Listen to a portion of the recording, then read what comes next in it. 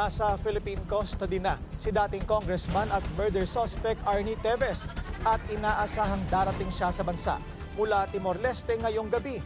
Yan ang agenda report ni Joash Malimban, live mula sa DOJ sa Maynila. Joash, ano ang inaasahan natin sa pagbabalik ni Teves?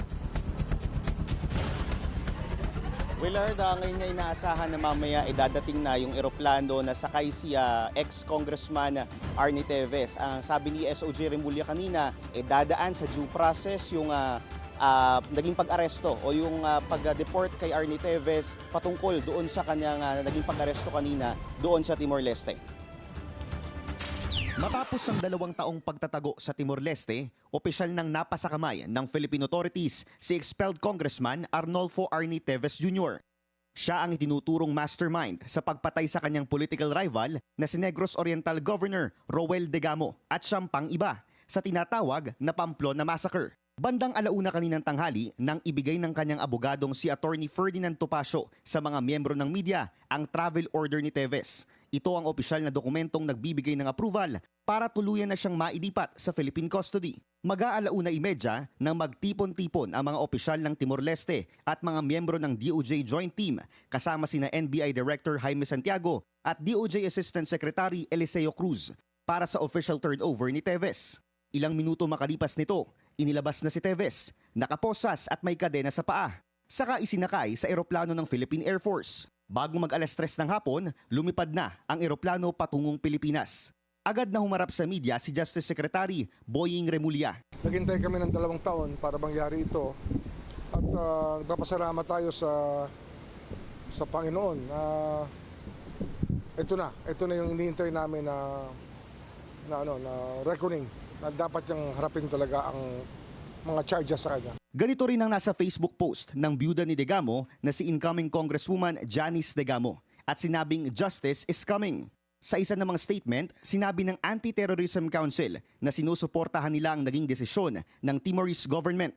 Matatandaan kasing humaharap din sa alegasyon ng terorismo si Teves dahil umano sa mga patayang naganap sa Negros Oriental.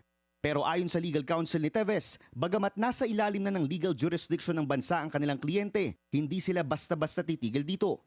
Lalo na't nanindigan silang iligal ang pag-aresto kay Teves. Ng mga miyembro ng legal team ni Congressman Teves will always plan for any contingency.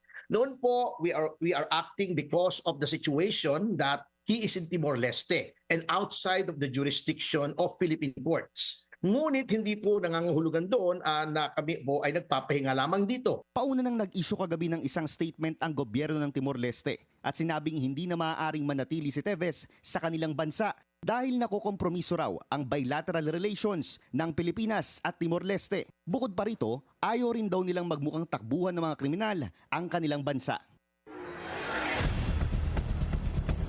Willard, umalman naman yung anak ni Teves kanina na si Axel Teves sa kanyang Facebook Live. Sinising ito si President Horta ng Timor-Leste at sinasabing nadidiktahan siya ng sabi niya mahinang presidente na si Pangulong Bongbong Marcos. Nanindigan si Axel na illegal yung naging deportation ng kanyang ama dahil aniya nanalo na sa korte ng Timor-Leste si Arnie Teves. O ano, Horta, masaya ka na? Ha? Di mo siguro alam ano tawag sa mga leader na nadidiktahan sa mga weak na leader, ano? Ano gusto mo? May award ka ngayon? Nakatakda naman sa mga susunod na araw yung arraignment ni Teves upang masigurado na tuloy-tuloy na yung magiging proseso ng kanyang pagdinig doon sa mga kaso laban sa kanya. Willard. Joash, may impormasyon na ba kung saan lalapag ang eroplanong sakay si Teves at saan siya dadalhin pagkatapos? Saan siya i-detain? Oo, Willard, base nga doon sa impormasyon na nakuha natin kanina kay Secretary of Justice Boying Remulla, sinabi niya na yung magiging landing o yung pupuntahan ng eroplano na sakay-sakay si Teves doon sa Villamor Air Base.